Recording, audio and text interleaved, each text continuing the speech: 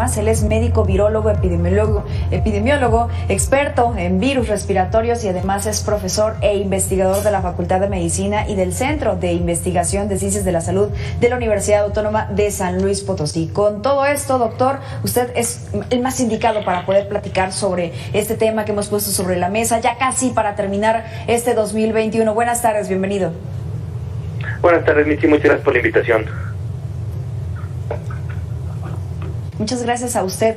Y a ver, queremos entender por qué México, y hablo de nuestro gobierno, hablo de las autoridades de salud, pareciera que están mirando de forma muy pasiva el avance de Omicron en el mundo, porque a diferencia de acciones que se están tomando en otras partes del mundo, nosotros pues estamos, quisiera decirlo o quisiera verlo así como a la expectativa. ¿Qué opina?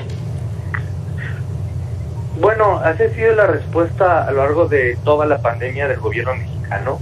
Y en cuanto a las variantes, en cuanto surgió la primera variante, el gobierno fue descalificarla, al igual cuando llegó Alfa, Gamma y Delta, al igual que el gobierno mexicano ha descalificado el uso de cubrebocas, el uso de pruebas masivas, las restricciones de entrada a los países a través de pruebas de PCR y de vacunación. Simplemente el gobierno federal pues nos va demostrando día a día que ellos no creen que la pandemia sea un problema de salud pública para nuestro país. Así es, eso me parece que es así, que no se está dimensionando básicamente el problema, doctor. No lo han dimensionado, digo, después de más de casi 700,000 muertos por COVID, más de 300,000 niños que se han quedado huérfanos de uno o dos padres, más de un ciclo escolar y medio perdido, de un Producto Interno Bruto que cayó entre el 8 y el 12%, más de desmantelamiento del sistema de salud mexicano y de la caída en general de la vacunación contra enfermedades que tiene nuestro país. Pues bueno, el manejo de la pandemia ha sido coherente con las acciones del gobierno, en el cual queda claro que la salud de los mexicanos no es una prioridad para el gobierno. ¿Qué opina sobre la llegada de los cruceros a los diferentes puertos de nuestro país y que además desde el gobierno federal se ha dado esta indicación de darles la bienvenida, de aceptarlos, pero con estos protocolos de una forma laxa? ¿Qué opina de esto? Digo, por cuestiones humanitarias, está bien que aceptemos el protocolo, que atraquen, que haya intercambio de agua, de alimentos, pero no puede bajar nadie de ahí. Permitir que baje una sola persona del barco, si tienen sospecha de COVID, no se debe permitir, así como ninguna persona debe de subir al barco. Son barcos que deben de atracar, sí, pero deben de mantenerse en cuarentena y no haber intercambio de personas, porque si no, pues va a haber brotes. Recordemos que un crucero puede tener más de 3,000 personas, 4,000 personas adentro, y entonces no podemos permitir el desembarco de personal a menos que tengamos 15 días en los cuales no haya ningún caso comprobado de PCR. Mientras no desembarque nadie, pues bueno, no hay ningún problema con que atraquen. Pero ¿qué tan seguro es, doctor? Porque, por ejemplo, uno de estos cruceros, que fue el que me parece llegó a Guaymas, había un grupo de pasajeros que efectivamente habían dado positivo, que estaban aislados, que estaban desde hace varios días en cuarentena. El resto de la tripulación sí bajó, el resto de los pasajeros sí bajaron a dar la vuelta allí en el malecón, a disfrutar de las situaciones turísticas locales, pero porque no habían presentado ningún síntoma. ¿Qué tan seguro es que realmente pudieran haber sido personas incluso asintomáticas? No, eso no es seguro para nada. Al revés, si tú tienes en un caso de un crucero un solo caso sospechoso, no se debe de permitir que nadie de ese crucero desembarque. El permitir que estas personas anden por Guaymas, por una ciudad, pues es un riesgo muy grande, y de hecho hoy lo vemos. Por ejemplo, el principal sitio ahorita donde están incrementando los casos, tenemos Mazatlán, tenemos La Paz, Los Cabos, tenemos el Caribe mexicano, y esto se debe en parte al turismo, que nuestro país pues no pide ninguna prueba para ingresar. Uh-huh. Los 42 casos aceptados hasta el día de hoy por el gobierno de México, por las autoridades de salud de la variante Omicron, ¿pudiera llegar a ser efectivamente estos 42 casos o pudieran estarse presentando muchos más en todo el territorio mexicano, pues a falta de pruebas, doctor? No, de hecho ya no son 42 con la actualización de G6 que hubo el día de hoy en la mañana, ayer en la noche, con datos que subió un par de laboratorios privados del Instituto de Medicina Genómica. Ya son 245 casos aproximadamente. Claro que hay un gran subregistro y tenemos que considerar una cosa. 245, sí.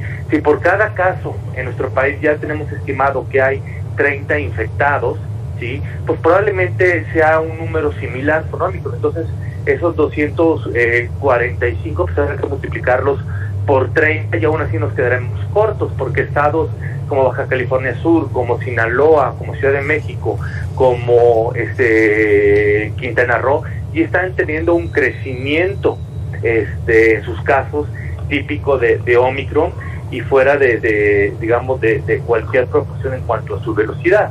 Entonces, bueno, esos 245 casos, pues no, son miles y miles y miles, nada más que nuestro país es uno de los países que menos pruebas hace de COVID.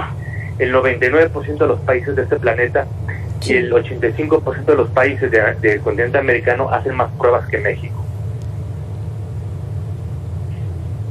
Sí, así es. Ante este muestreo bajo, pues por supuesto que las cifras de alguna forma no les van a cuadrar. A ver, la transmisión diaria ha incrementado también de manera exponencial, doctor. ¿Qué es lo que usted ha observado? Sí, los parámetros de transmisión diaria ha incrementado, de hecho, de manera ridícula. Decía el día, creo que fue miércoles, el doctor López Gatell en la mañana que iban disminuyendo los parámetros de la epidemia. Este día se registraron más de 4,000 casos, ayer más de 5,000. Ya es claro que la transmisión se va incrementando. Claro, no es una transmisión generalizada a nivel de todo el país, son lo que es de Baja California, Baja California Sur, Sinaloa, Chihuahua, Ciudad de México, Estado de México, Zacatecas y Quintana Roo. Son los estados que ahorita están llevando este brote, pero bueno, conforme se acaben las vacaciones y la gente regrese a sus hogares, veremos que esta curva empezará a incrementar con mucha mayor velocidad. Sí. Doctor Andrew Comas, ¿se podría decirse que el gobierno de México, nuestras autoridades de salud, leen los datos de manera diferente? Pues sí, los interpretan a la comodidad de lo que el presidente desea.